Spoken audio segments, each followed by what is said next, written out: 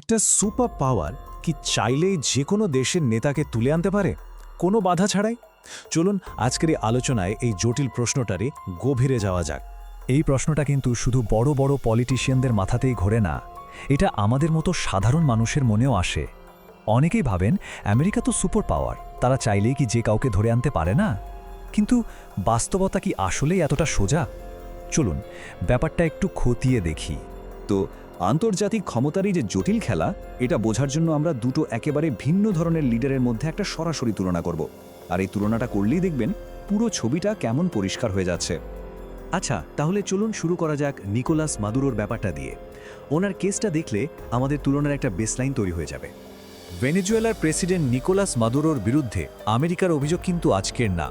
দুর্নীতি, ড্রাগ ট্রাফিকিংয়ের মতো মারাত্মক সব অভিযোগে তাকে অনেকবার অভিযুক্ত করা হয়েছে, আর এর ফলে আন্তর্জাতিক মহলে তার পজিশনটাও বেশ দুর্বল হয়ে পড়েছে। এবার যদি মিলিটারির দিক থেকে দেখি, তাহলে ভেনেজুয়েলা কিন্তু খুব একটা শক্ত প্রতিপক্ষ না। ওদের যা আছে তা হলো কিছু পুরনো ট্যাঙ্ক আর অল্প কিছু সাধারণ অস্ত্রশস্ত্র।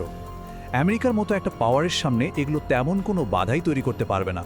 আর এর সাথে আরেকটা বড় ফ্যাক্টর হলো জিওগ্রাফি, মানে ভৌগোলিক অবস্থান।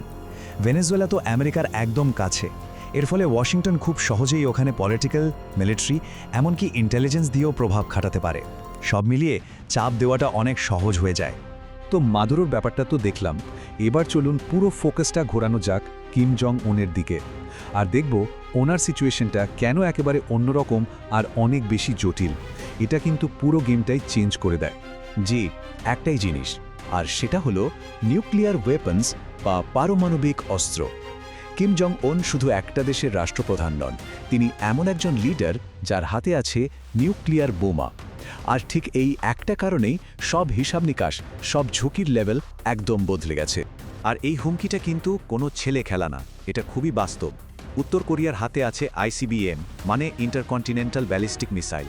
এগুলো আমেরিকার বড় বড় শহরে সরাসরি হিট করতে পারে। ওদের নিউক্লিয়ার ওয়ারহেডগুলো শুধু একটা দেশকে নয়, পুরো বিশ্বকে অস্থিরশীল করে দেওয়ার ক্ষমতা রাখে। আর এখানেই আসল প্রশ্নটা চলে আসে, তাই না? কিমকে টার্গেট করার মানে তো একটা নিউক্লিয়ার ওয়ারের ঝুঁকি নেওয়া। ভাবুন তো, একটা ভুল স্টেপ, একটা ছোট মিসক্যালকুলেশনের ফল হতে পারে লাখ লাখ মানুষের মৃত্যু। কোনো দেশ কি জেনে শুনে এমন একটা ভয়াবহ ঝুঁকি নিতে চাইবে? উত্তর কোরিয়ার শক্তিশালী বন্ধু আর প্রতিবেশী চীন। চলুন দেখি চীন কিভাবে ব্যাপারটাকে আরও কমপ্লিকেটেড করে তুলেছে। এই বাফার জোন আইডিয়াটা বোঝা খুব জরুরি। দেখুন, চীনের কাছে উত্তর কোরিয়া শুধু একটা প্রতিবেশী দেশ না, এটা হলো আমেরিকা আর চীনের মধ্যে একটা দেয়ালের মতো। এই দেয়ালটা চীনের নিরাপত্তার জন্য ভীষণ ভীষণ ইম্পর্ট্যান্ট। কাজেই চীনের সবচেয়ে বড় ভয়টা কি? ভয়টা হলো কিমের সরকারের পতন। কারণ তেমনটা হলে কি হবে, মার্কিন সেনারা সরাসরি চীনের বর্ডারে চলে আসবে, আর এটা বেজিংয়ের জন্য একটা রেড লাইন। তারা এটা কোনোদিনও মানবে না, কোনোদিনও হতে দেবে না। এই তুলনাটা দেখলেই ব্যাপারটা আরও পরিষ্কার হবে। ভেনেজুয়েলার ক্ষেত্রে আমেরিকা অ্যাকশন নিলে চীন বা রাশিয়া কি করবে? বড়জোর কিছু কূটনীতিক বিবৃতি দেবে, নিন্দা জানাবে।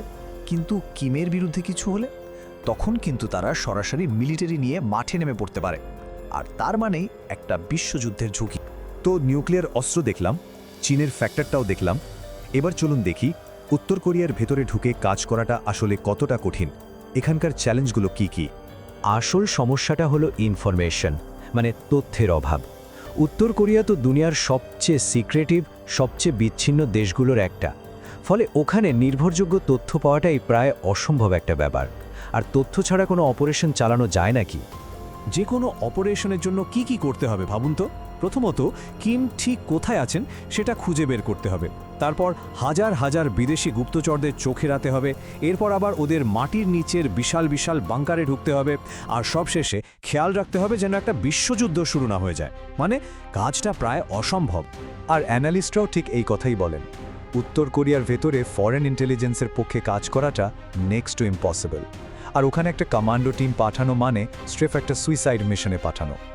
আচ্ছা, তাহলে এতক্ষণ ধরে আমরা যা যা দেখলাম, মাদুরোর কেস, কিমের নিউক্লিয়ার অস্ত্র, চীনের ভূমিকা আর উত্তর কোরিয়ার ভেতরের পরিস্থিতি, এই সব কিছু মিলিয়ে চলুন একটা ফাইনাল ক্যালকুলেশনে আসা যাক।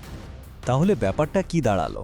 ব্যাপারটা আসলে আমেরিকার পাওয়ার বা ক্ষমতা নিয়ে না, প্রশ্নটা হলো রিস্ক বা ঝুঁকি নিয়ে। এর পরিণতি এতটাই ভয়াবহ হতে পারে যে সেই জুয়াটা খেলার মতো অবস্থায় কেউ নেই, so it's not a question of power, it's a question of risk. আর এক্সপার্টদের মূল্যায়নও ঠিক এটাই। তারা সব দিক বিচার করে এক কথায় বলছেন, মাদুরোকে যেভাবে ধরা সম্ভব সেভাবে কিম জং উনকে ধরাটা প্রায় অসম্ভব।